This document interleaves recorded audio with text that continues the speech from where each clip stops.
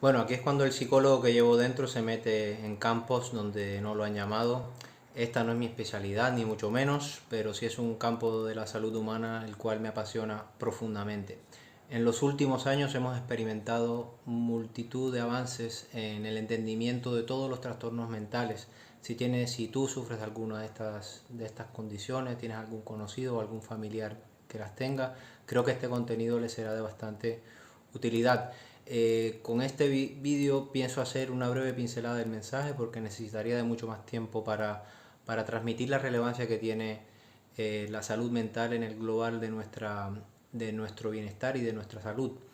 Nuestro enfoque actual, nuestro paradigma médico actual continúa viendo todas estas patologías como la ansiedad, la depresión, el estrés crónico o el trastorno bipolar, por poner unos ejemplos, a mi entender desde una perspectiva equivocada, focalizando la atención en el desarrollo del nuevo antipsicótico, del nuevo antidepresivo, del mejor ansiolítico, como si estas patologías o estos desórdenes fuesen simplemente una alteración de los neurotransmisores principales que tenemos en nuestra cabeza, como la serotonina, la dopamina, la norepinefrina.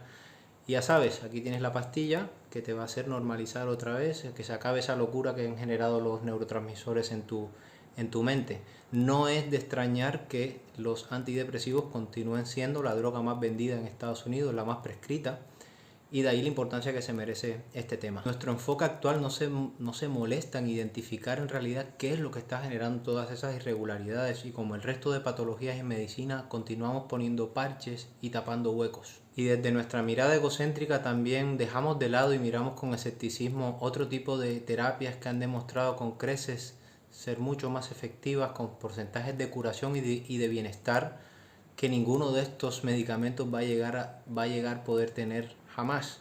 Me refiero a terapias psicológicas, cognitivo-conductuales, diversos tipos de terapias psicológicas positivas, la meditación, el mindfulness y hasta el uso terapéutico de psicodélicos y otro tipo de drogas naturales que nuestra sociedad ha demonizado y ha tachado de las posibilidades.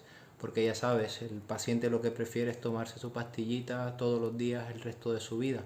Y si has escuchado bien, los psicodélicos. Pero ya sabes, estas cosas los médicos no las podemos decir. A grandes rasgos, los trastornos del comportamiento o los desórdenes mentales pueden tener una base mental, una base orgánica o ambas, las cuales se comunican o se retroalimentan entre ellas mismas, perpetuando un círculo vicioso que causa ya de por sí efectos devastadores a nivel mental y psicológico, y una innumerable cantidad de enfermedades que vemos en nuestra práctica clínica diaria, como los cánceres, como las enfermedades cardiovasculares, como diversos problemas metabólicos, como la obesidad y, y la diabetes. Pero este tipo de patologías en algunos casos son simplemente una manifestación más de ese problema de base que no ha sido, de ese problema mental de base que no ha sido abordado de forma correcta. En los últimos años hemos experimentado una explosión de conocimiento y en realidad que se ha avanzado bastante en el entendimiento de todas estas patologías. Si bien son condiciones heterogéneas con una multitud de causas, la gran mayoría de la literatura de la actualidad sugiere que comparten tres procesos en común. El principal de ellos es que son procesos inflamatorios, o lo que hoy conocemos como inflamación crónica. También, la segunda característica es que comparten algún grado de alteración de la salud intestinal o un desbalance en lo que hoy conocemos como el eje intestinal cerebral o gut-brain axis. Aquí es cuando mis colegas podrán pensar que estoy hablando de ciencia ficción, pero no, este es un campo que ha sido bastante olvidado a lo largo de la evolución de la medicina. El intestino es nuestra principal barrera de defensa y precisamente las alteraciones de esta barrera, como la permeabilidad intestinal o la disbiosis intestinal, se han ido relacionando en los últimos 15 años con un sinfín de enfermedades. Es un mundo de la medicina que apenas estamos empezando a conocer, pero que es bastante prometedor y en el que va a haber múltiples avances en los próximos años. La tercera característica es que comparten algún grado de deficiencia nutricional y de mala alimentación o mala nutrición. Bueno, aquí no quiero profundizar más porque necesitaría de mucho tiempo para enfatizar en cada uno de estos conceptos o características y su relación con la salud mental. Pero sí hay cosas que podemos hacer desde el minuto uno. Sí hay mensajes que debemos transmitir de forma correcta a nuestros pacientes, y es convertirlo a él en el principal benefactor de su propia salud. Hay muchas situaciones dentro del entorno de esa persona que se pueden modificar para mejorar precisamente esas tres características, como promover una buena alimentación, promover la conexión con la naturaleza, promover la exposición solar, promover la conexión con otros seres humanos, el disfrutar de la vida, el reír, promover la actividad física y el deporte. Todas las personas que hacemos deporte podemos entender o sabemos de primera mano el impacto que tiene el deporte y la actividad física en nuestros pensamientos y en nuestra salud mental. Todos tenemos días malos, todos tenemos días en los que sentimos que el mundo se nos viene abajo, todos hemos experimentado momentos catastróficos y todos tenemos días en los cuales estamos un poco más emocionales y que nos sentimos depresivos. Pero yo, conociendo el efecto que tiene el deporte o la actividad física en mí, sé que si algún día tengo uno de esos días, estoy simplemente a una decisión de cambiar todas esas emociones en mi mente, y es ponerme las zapatillas e irme a correr, o montarme en la bicicleta e irme a hacer unos cuantos kilómetros, o simplemente ponerme a hacer flexiones aquí mismo en casa. Todas estas cosas que la actividad física hace es modificar o regular todos esos neurotransmisores en nuestra mente. Estás haciendo lo mismo que hacen las drogas, pero con un impacto en tu cabeza y en el resto de tu cuerpo un poco, bueno, mejor, sí, porque es un poco más global. Yo personalmente creo que si alguna persona sufre de alguna enfermedad mental, el primer paso debería ser estandarizar estas cosas, asegurarnos de que estas cosas han sido cumplidas de forma correcta, y si eso no mejora al paciente que tenga algún trastorno mental, el segundo paso podrían ser los medicamentos, pero no al revés, que es lo que está pasando actualmente, porque estamos construyendo la casa por el tejado y no por el suelo. Y por otro lado tenemos la base mental, que tiene su raíz en el software de nuestro cerebro primitivo, que no se ha logrado adaptar de forma correcta al entorno en el que vivimos actualmente. Las hormonas del estrés, como las catecolaminas y el cortisol, han sido cruciales para nuestra supervivencia como especie. Cuando el hombre de las cavernas se encontraba con un potencial peligro como un animal, estas hormonas se liberaban al torrente sanguíneo, y estos seres humanos experimentaban una serie de cambios en su fisiología interna y en sus emociones para prepararse para pelear o para huir, lo que conocemos como flight or fight response. Tu corazón se acelera, tus músculos se tensan, tu corazón bombea más sangre hacia las extremidades, tu pensamiento se enfoca, sientes miedo y sientes angustia o sientes ansiedad. Todos estos mecanismos de defensa y de adaptación que nos han permitido sobrevivir en el pasado son los que hoy nos juegan una mala pasada por nuestra inhabilidad para reconocerlos y para identificarlos. Porque nuestro entorno actual no es un tiranosaurio rex o un animal con el que te estés topando. En nuestro entorno actual es tu jefe, tu situación económica, tu pareja, tus preocupaciones, tus preocupaciones por lo que te ha sucedido antes, en el pasado, o la incertidumbre que puedas tener sobre algo en el futuro. Los seres humanos, por el tamaño de nuestro lóbulo frontal y de nuestro neocórtex, somos los únicos seres vivos que podemos encender este tipo de respuestas simplemente con pensar.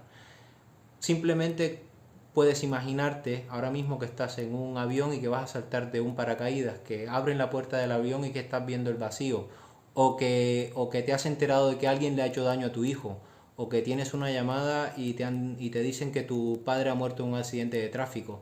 Todas estas situaciones si tú las vives de verdad, puedes sentir cómo te sudan las manos, cómo se te acelera el corazón y cómo se te enfoca el pensamiento. Nuestro cuerpo no entiende la diferencia entre un suceso o un evento que tú estás creando en tu mente y el otro que está pasando en tu realidad de verdad, en la que estás viviendo. Tu cuerpo simplemente lo está viviendo, y esta es la raíz de los ataques de pánico. El problema es que las emociones generadas por la circulación excesiva de estas hormonas son bastante adictivas. De hecho, son las más adictivas de todas, como la rabia, la frustración, los celos, la vergüenza, el odio, las preocupaciones, dolor, en general el sufrimiento. Y las personas se convierten en junkies de este cóctel de emociones. Es un círculo de pensamiento, emoción, reacción, comportamiento que es bastante difícil de romper para la mayoría de las personas, y que se perpetúa porque también vivimos en una sociedad que premia el victimismo y que sientan compasión por ti. La sociedad te termina dando permiso para que tú te sigas sintiendo así. Vivir en estrés es vivir en modo supervivencia, y gran parte de la población vive su vida bajo la influencia crónica y descontrolada de esta farmacia creada por tu propia cabeza, desde el momento que se despiertan hasta el momento que se van a la cama, siempre seleccionando el peor escenario posible dentro de su mente y seleccionando el peor resultado posible dentro de una infinidad de posibilidades en este mundo. Si no eres consciente de esto, puedes haber tenido un día magnífico con una multitud de cosas positivas que te hayan podido pasar a lo largo de tu vida, pero si una sola cosa negativa te pasa, tú no vas a poder quitar la atención de eso y te va a desencadenar todo este sistema dentro de tu mente y no lo vas a poder apagar. Es aquí cuando entra en escena unas herramientas tan fantásticas como la meditación y el mindfulness, que te abren los ojos y te permiten ser observador de lo que realmente está pasando. ¿Y por qué te estoy contando todo esto? Esto que tiene que ver contigo y esto que tiene que ver con la medicina. Pues resulta que todos los seres humanos, todos los seres vivos, estamos preparados y diseñados para soportar periodos cortos de estrés. Pero ningún organismo de la naturaleza está preparado para lidiar con la influencia crónica y descontrolada de estas hormonas.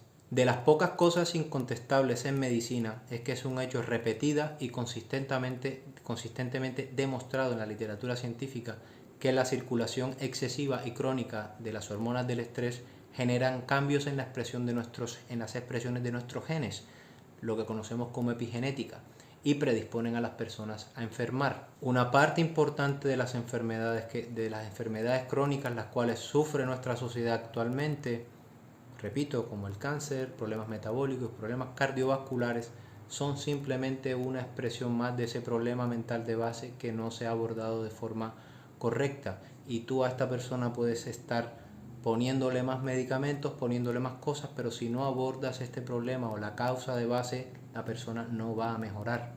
Es momento en medicina que empecemos a ver a nuestros pacientes como un todo, como un mente y cuerpo unificado. Aquí no tienes que creerme a mí porque yo no soy nadie. Si eres escéptico como yo y dudas de todo por naturaleza, simplemente tienes que leerte los estudios tan fantásticos que han hecho neurocientíficos de nuestra época como Bruce Lipton y Joe Dispenza, los cuales se han encargado de traer un poco más de luz a este campo y se han encargado perfectamente de casar las neurociencias y la neurociencia psicología con el método científico, precisamente para que esto deje de ser algo que la gran mayoría de los sanitarios seguimos considerando como algo esotérico. Espero que les haya gustado y nada, hasta la próxima.